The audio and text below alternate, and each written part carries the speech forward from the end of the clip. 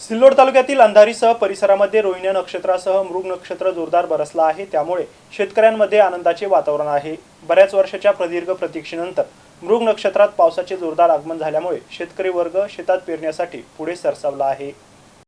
अंधारीसह म्हसला, लोणवाडी, टाकळी, मांडगाव, मोहरा, जातवा आदी गावासह परिसरामध्ये शेतात मुख्यतः कापूस, भुईमूग, मक्का, अद्रक, सोयाबीन अशी पेरणी केली जात आहे। तर आंतरपीक म्हणून मूग, उडीद, चवळी आदी पिके घेतली जातात। मृग नक्षत्रामध्ये योग्य वेळी लागवड केल्यामुळे शेतकऱ्यांना मोठा दिलासा मिळाला आहे।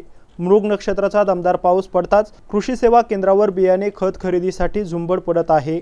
शेतकरी शेतमजूर शेतात पेरणी करत असल्यामुळे माळरान माणसांनी गजबजले आहे, तर गाव ओस पडले आहेत। गावात शुकशुकाट असून त्याचा फटका आठवडे बाजारांना देखील बसला आहे। शेतकऱ्यांनी शेतमजुरांनी प्रथम पसंती पेरणीला दिल्यामुळे गावच्या आठवडी बाजारामध्ये दिवसभर शुकशुकाट दिसून आला। यंदा मृग नक्षत्रात पेरणी होत असल्याने आंतरपीक म्हणून चवळी, भुईमूग, उडीद, मूग, सोयाबीन यांचा पेर वाढल्याची शक्यता वर्तवण्यात येत आहे।